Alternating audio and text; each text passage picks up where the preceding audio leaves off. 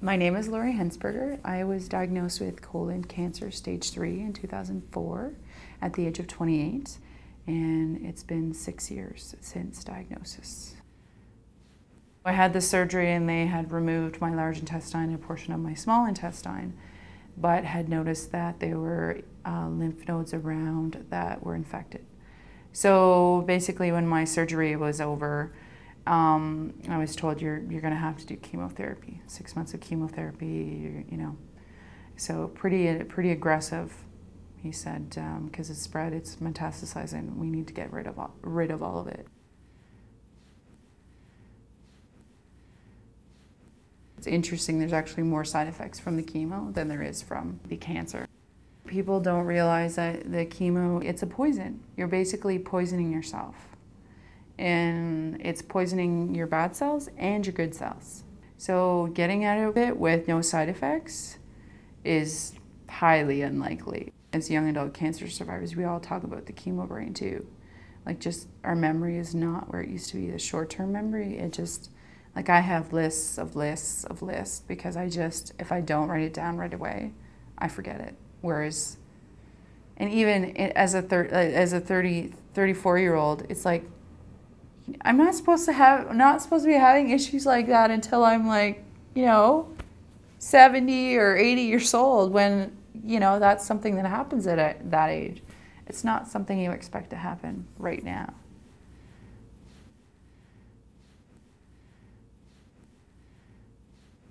It's going to be very difficult for me to have a child.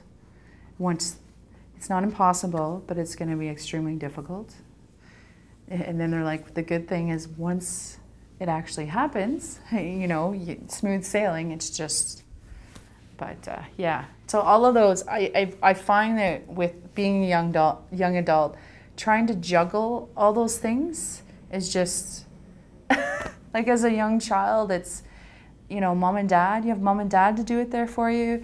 As an older adult, like, you've had your job, you have your cottage, you've had your kids, whereas a young adult, you're kind of in that space where you're transitioning, and just the juggling itself is just...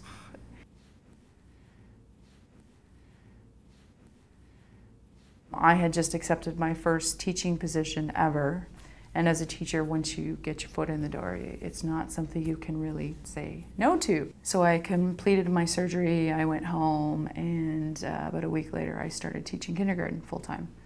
Knowing at the end of that month that I would start chemo treatments. So yeah, I was teaching kindergarten full-time, doing chemo treatments at night, and then amongst all of that, in hindsight again, I was paying student loans, and one of my student loans went into default. So I was not only working full-time on getting chemo treatments, I was being harassed on the phone every day by the collection agency. And they didn't care that, I was trying to survive. They just wanted money.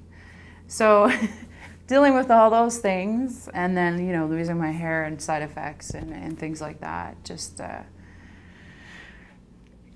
crazy. Honestly, and thinking about it now, I did, after the chemo was done and everything like that, I did have a little bit of a break where, driving along and kind of had to pull over, and it just kind of poured out, because I was like, oh my goodness, like, everything I had gone through was kind of like, wow, I actually did all of that.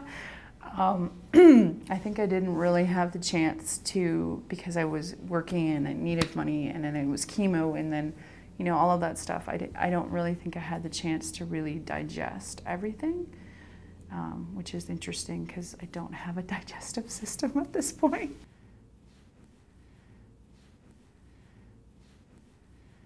That in itself, for me, was a really hard topic because it's a taboo subject. Because you don't talk about stuff down there and how it works. And so, I mean, that in itself, there's a big stigma around that. So I find even, like, down to what it actually was, that was difficult to talk about. Like, for me, people, actually asking, so what do you have left in there? And I'm like, well, I do have an anus. I try to, make a joke out of it, but I mean, I kind of get the, you know, what's going on here? But I mean, I think the most important thing is to have a sense of humor about it.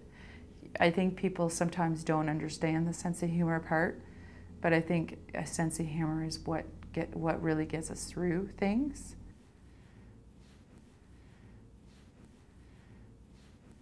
I made the time to do my own research because of the fact I was misdiagnosed. So I really didn't have a lot of faith in the medical system or doctors. And then kind of getting a little backlash too as well, because I didn't mean to say to the doctor, well, this is what I found, this is what I found. Like, didn't mean to like backtalk them or do anything, but I was kind of like, well, I found this, you know, and it kind of got a bit of a negative tone, which I said to them, I'm not, but you got to come from my point of view. I was misdiagnosed by your system. And I honestly don't really have faith in the system right now. And you have to see it from that point of view. It has nothing to do against you. It's just, this is what I found, and, you know. And that starts to me, it starts to the line between doctor-patient is getting skewed, because where am I patient and where am I doing what the doctor should be doing? Or is the doctor supposed to do that? And yeah, that's becoming the issue now. So where do I stop being a patient, and, you know, where do they stop being a doctor? You know, okay, what's the overall picture? Well, the overall picture is for Laurie to get better and be able to transition back into a somewhat normal life. But then the roles and responsibilities you come to where, okay, as a doctor, how are you going to do that? As a patient, how am I going to do that? Having blood tests done every week, every month, I knew where my blood was at. And then when my treatments were done, it was like, now you have to wait 3 months to get your next test. And I'm thinking, you know, like every couple weeks, I know where everything is, and now you're saying I have to wait 3 months. You know, in hindsight, I was very happy, no more chemo. But on the other side, I'm like, well, what if something happens in that 3 months? So then that 3 months goes by, and you get to that point where you have the blood test and you don't like sleep the week before, and you don't sleep. The particular test I had took 9 days to come back. It was a special CEA test, an enzyme test. And so you don't sleep until you get the test results back. And it's like, man, like what if it comes back, and you know, how am I going to deal with it? And I don't really know how I got through it the last time, and all those things running through your head. And it's hard not to say, no, stop it. You know, it's like mind over matter thing. But yeah, I think I had the opposite. Now I'm kind of getting to, like, I'm at my 6-year point, and I actually forgot it was my 6-year point, which I guess is a good thing for me. Last week it was. But I think I still, like, it's always that every once in a while pops into my brain, wow, like what if you know, I don't know what I would do.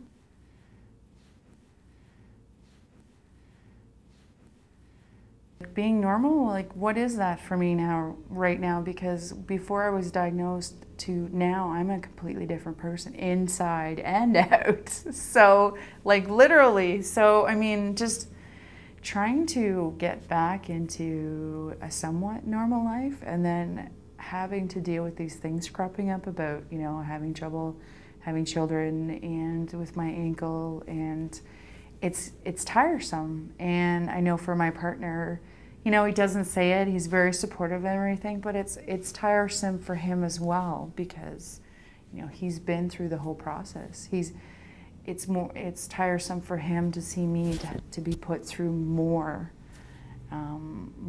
issues related to my cancer. So yeah, just trying to get back in there and just get back to that, okay, we don't want to see you for another 3 years, you know, like everybody else. So, but yeah, that's the struggle right now.